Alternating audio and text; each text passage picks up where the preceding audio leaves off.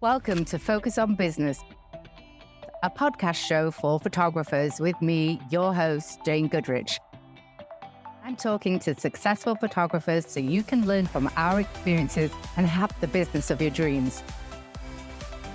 So join us and let's focus on business. So welcome to today's show of Focus on Business. We are so excited to have Sabrina Gebhardt here today. And in case you don't know, Sabrina is a lifestyle, newborn and family photographer, very, very talented.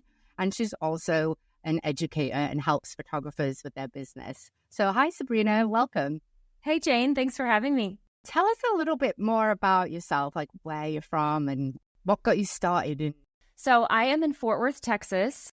That's kind of near Dallas. And I have been a photographer for over 13 years at this point. And I am married and I have 3 children, a high schooler, a middle schooler, and an elementary schooler. So I'm in all of the seasons at one time. And like you mentioned, I have been a photographer for a long time, but I'm also an educator. So I have a podcast, a mastermind. I speak at conferences. I do all the things. So now I'm coaching female photographers to have a business that supports them. So I get to dabble in 2 different things and they both fulfill me differently. But how I got into photography is probably a very similar story to a lot of people out there. My daughter was born and I had not touched a camera for a while. I grew up loving the camera and having parents that loved the camera. And then I went to college and I, lived the college life, was exploring different things. Then I got a job in the real world. And when my daughter was born, it made me pick up a camera again. And I realized, oh my gosh, I've missed this. I love this. How can I be as good at this as possible? So that's how it started. That's amazing. So you started 13 years ago and wow, you have 3 kids across the schools. Are they all 3 different schools? Yes. Different places? Oh. Yes. It's wild. That's amazing. So if you were to travel back in time and whisper something in Sabrina's ear of when you first started, what would you tell your 13-year younger self? I did what I think a lot of people do is a really common mistake that you don't realize you've made until you get to the other side of it. But when I decided that I wanted to start a photography business, instead of paying attention to what was important to me, I paid attention to what everybody else was doing. I modeled my business after what I thought I had to do. I saw what other photographers in the area were charging, what they were offering, how they were marketing, all of those things. And I thought, well, I guess to be a quote unquote photographer, I have to do what they're doing. And surprise, surprise, I ended up not loving where I landed a couple of years later and having to really kind of undo the business I'd created and kind of start fresh to get it to be what I wanted it to be. Yeah, I really find that good advice because you should stick to kind of what inspires you too. I remember going to a conference and I just sort of had a reality check. I actually don't like what I was producing in terms of the work. And then I just went back to what I liked, which is very clean, simple, white background. And this is me. This is what I like. And it was actually very freeing to be, this is my art. This is what I do. Versus copying everybody else along the way. All right, cool. So have you been in Fort Worth the whole time? Yes. Yeah. Yeah. Okay, so you've built your business for 13 years. So this will be an interesting question for you. If you were to move, you can pick wherever you want. Hawaii? Do you want to go to Hawaii? In 3 months, what would be the first thing that you would do? I can speak to this as a coach because I have coached women through this transition before. So I do have some tips, but there's 3 things that I would encourage you to do. One is as soon as you know you're moving, months in advance, that's when I'd start making all of the SEO changes on your website. Change your location, change what you're talking about, make all those changes because it takes a while for the internet and Google to catch up. Second thing I would do is probably 6 weeks-ish before I move is when I would make all of the changes on social media. I would change my location. I would change my hashtags. I would start following other local businesses in that new area. And then the third thing I would do is I would email my current list in my current location and tell them about the move and ask them if they have any connections or friends or any advice about the new area, because you'd be surprised. You'd be surprised about how connected people are and how, oh, I've got a cousin that lives there or we used to live there. And that just helps build your community, which naturally will help build your business. I think that's a great tip because when I went full-time, I moved just outside of New York, but I was living in Chicago at the time. And I still went back to photograph my favorite clients, but I was doing it part-time in Chicago while I was working and then full-time. And they referred me to some of my favorite clients. They were best friends that were living there. I love that tip. Did you decide on where you were going to move to? I think actually I would probably move to Colorado. Oh, so, okay. Yeah. That's a very good place. So do you like marketing? And if you do, what is your favorite form? I love marketing. I like to play with all of the marketing. I think you can get really creative in what we do. We have a lot of options at this day and age with social media and whatnot. But my favorite is email marketing. That's the only place that you can say that you own. And it's the only way you can ensure that you end up in front of your clients, your audience, your potential clients' faces. It's also a really great place to build connection. I know a lot of people, especially newer business owners, think of email marketing as that's where I'm going to tell them about my specials, my upcoming offers, my availability. And that is true, but it's also a great place to share tips and advice and stories with your ideal clients so that when they are ready to hire somebody, you're the top of mind because they think, oh my gosh, I love Jane. I love how she always talks about houseplants or hacks that she finds on the internet or shares her favorite reels or whatever. They have a connection point with you and they really like you. And at that point, they can't imagine hiring somebody else because they've connected with you. I do really like that because you'll also, once they inquire with you, if you have it on your contact form, you can send them emails. I'm family and newborn too. So we have a busier season in the fall for the holiday card rush. But so I would plan it out. I would still plan it in January, my whole email marketing, and it's done. And so it'll get that many tweaks over the years. So I actually would put in some tips on capturing their everyday life.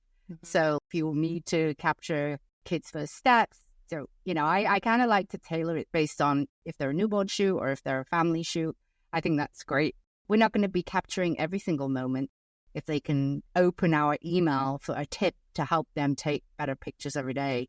Because I found out, and I think also personalizing it too, like talk about your kids. If you're a family photographer, talk about your kids. My clients always ask about my daughter. It's amazing. Some of my most responded to emails are where I share the 3 most popular things we ordered on Amazon the last month and how my kids are loving it, or the new game that we got for Christmas that everybody's obsessed with. And I'm just sharing mom to mom, the kind of stuff that I would share with a mom friend at school pickup. I'm just putting it in my email. And yes, it's a business email, but I'm connecting with them mom to mom, heart to heart over stuff that we bond over. Yeah. And people buy from people, right? Yes. So I love that. So you have a lot going on with 3 kids and I have 1. And I'm like, I don't know how people do it with more.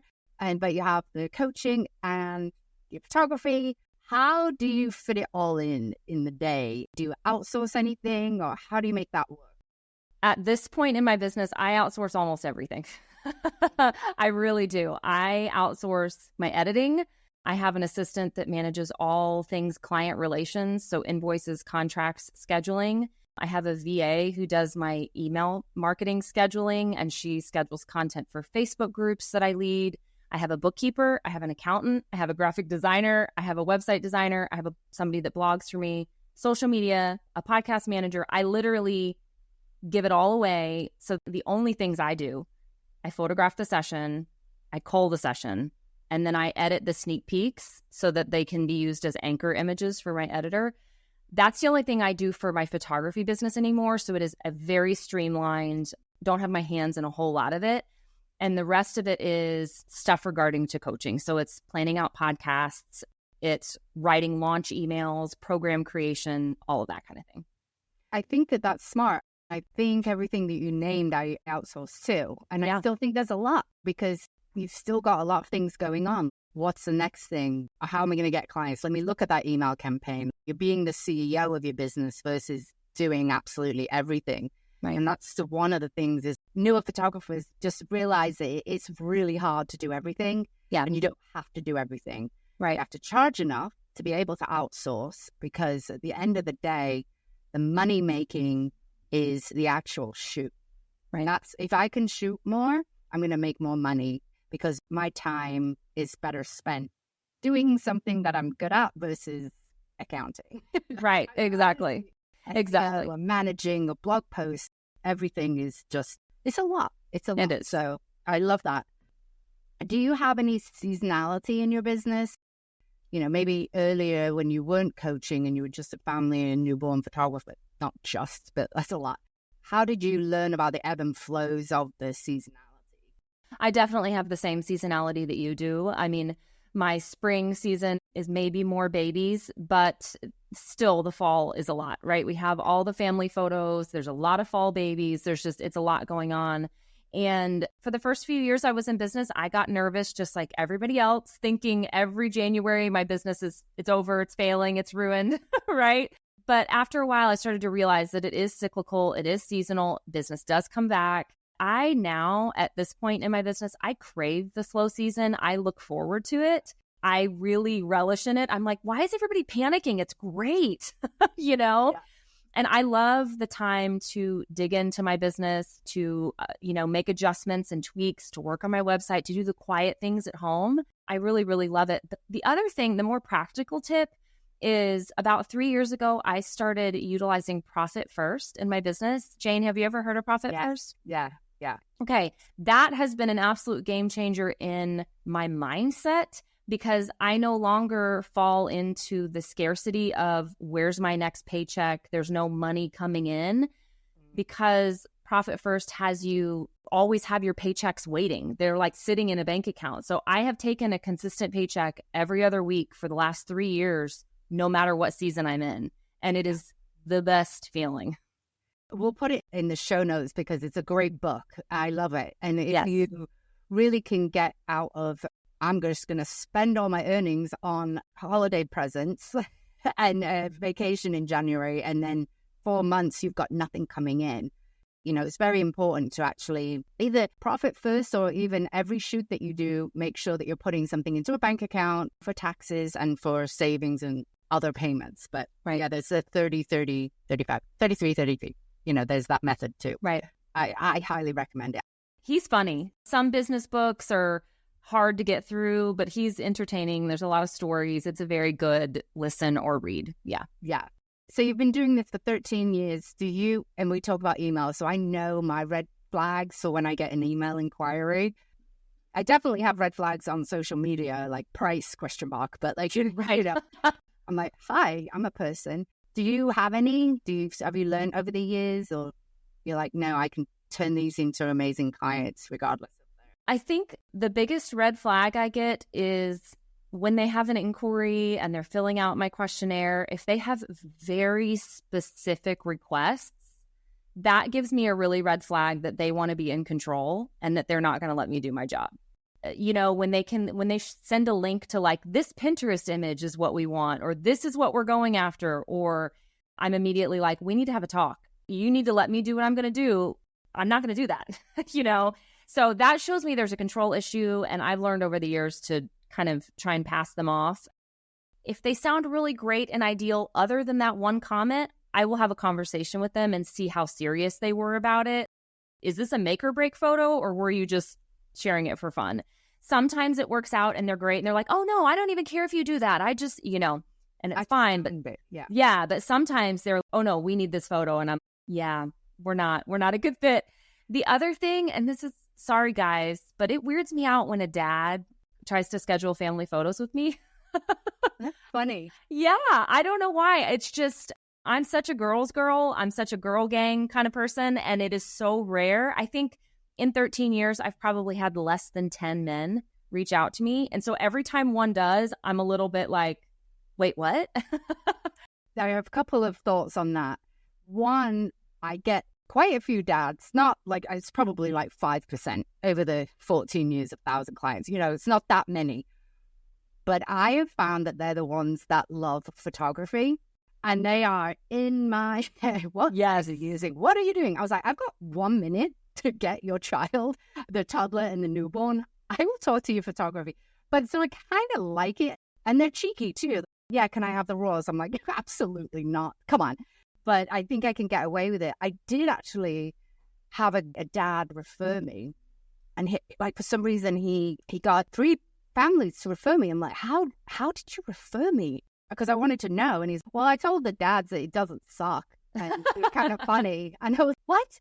And then the mom was, well, I told the wife that you're great with kids and the photos are amazing. And he just said, you're kind of funny and it doesn't suck. Okay, I'm going to put that on my website. Yes, you should. So it was just interesting when you do get that. It is a bit of a shock. So you are actually normally getting the moms right photos and torturing the dads by having them come. But right, you do get the ones. That's interesting. I like that. So speaking of kind of funny, do you have any funny shoot stories to tell us? I'm going to share, this isn't really funny, but it's very fun. I think the audience will get a really good visual out of this. I have some clients and I had worked with them a couple of times before. I had done their newborn photos and then some milestone photos. And this was milestone photos for their triplets. They had triplets and the triplets were, I think they were about 8 or 9 months old at this time. I'm very familiar with the parents. I've been in their home. And this milestone session was really special because not only was it the triplets, but their yellow lab had puppies. And so there were 7 yellow lab puppies and triplet babies together in a photo shoot. And it was absolutely as chaotic as you are envisioning it right now. Yeah. But it was so fun. And these parents are absolutely ideal clients. They do not expect perfection. They love the chaos and they welcome it. And so I wasn't trying to get everybody looking at the camera, but it was exactly what you imagined. We had the babies in their diapers on their back with their feet in the air and puppies are crawling all over them. And then we did a couple of family shots where mom and dad are literally wrangling the whole herd. Oh, that's amazing. It was so fun. And I regret to tell you that at the time, this was several years ago, at the time, it was before I took behind the scenes footage of sessions. I would give anything to have had like a camera rolling behind me to see all of the wrangling and the chaos because it was so funny and so fun. But it was a very, very memorable shoot for sure. It's interesting that you say that the triplet, can you imagine the triplet parents are quite chill? Yeah. I do a lot of multiple because I'm a twin. I think I just got in with the twin mom crowd. They're really chill. I don't know what it is, and it's great. I have a triplet story for you. I was about 10 weeks pregnant, and I showed up to a shoot. It was when I was doing in-home sessions. Now, you just made me think of it. I haven't thought about it in a long time. And I was excited. It's a twin shoot and everything, and I go in and I see 3 car seats, 3 cribs, and I was, why do you have 3? They had told me it was a triplet shoot. In my head, me and my assistant turn on my head now is running 1,000,000 miles, but they were great. I love triplet shoots. I love twin shoots. I love all shoots anyway. Yes, they're fun. My type of personality and style of photography with lifestyle, I kind of love a little bit of chaos. And so the multiples, it's really, really fun for sure. I did a mix of lifestyle in-home. I think I stopped the in-home and did more studio after I had my daughter because I was like, I couldn't do the traveling into their homes, but now I refer people that do in-homes now. And this has been such a fantastic conversation. What would the one tip that you would give to a new photographer just starting out? It's actually has nothing to do with like the photography, the art, the creating, but the business side. I would say be ruthless when you create your availability for clients. I think it's really easy for us to fall into the trap of, I'm a photographer, I'm in business, and then say yes to every single inquiry and opportunity because we think we have to be legitimate and to make money and be profitable. And there is no faster way to overwhelm and anxiety and burnout than overcommitting. In order to do that, you have to set some availability, right? You have to say, I'm only going to do this many sessions a week or this many sessions a month, and it's going to be on these days and at these times, and not fall into temptation when you get the inquiry, because you will. That's like, hey, are you available next week? Don't fall into the trap of, well, I could squeeze you in. No, just push them to when your next available opening is, because your ideal clients will wait for you and your mental health will thank you. That was actually the mistake that I made. That was probably the biggest mistake that I made when I was first started out was my boundaries. I kept projecting my thoughts on to my clients. Oh, well, they work during the week. I have to be available on the weekends. Oh, they do this. And it's actually, no, they will make it happen after school on a Wednesday when the lighting is perfect versus Saturday night where the dad doesn't want to be there anyway. They'd rather be out to dinner than on a shoot. So it's like I had no boundaries in time. I did events, but I didn't really like them. But I was saying yes to them because I thought I needed to, because I didn't want to. I was definitely people pleasing. So I love, love, love that tip of actually having Mondays and Thursdays, I'm going to be doing my newborn shoots. Fridays, I edit, trying to make a schedule, pretend you're a storefront. Yes, exactly. You're a dentist. You're a legitimate business just like everybody else is. And other than the emergency room, nothing is open 24/7, and you don't need to be too. So, right. That makes me think about the inquiries and the responses. And when they fill out your inquiry form, you can have an automatic response to them. So I'll get back to you in 24 hours or Monday through Friday. Put it on your actual emails. Exactly. And then it takes off the stress of responding right away. We need the immediacy of it. But, you've responded to them, so you can take it off. This has been amazing, and I love, love, love your advice, and I love your website. We're going to pop everything in the show notes as well, but tell everybody where they can find you. You can find me at the link that you're going to have in the show notes online. I'm definitely on Instagram more than anywhere else. I love to voice DM with people because it's like we're having a conversation. So if you find me on Instagram, it's at Sabrina Gebhardt Photography. I will probably voice DM you back and say hello. I love to build community and meet other photographers. So come find me there. This is amazing. Thank you so much. And I really, really appreciate you coming on and helping our audience grow their business. Thanks, Jane.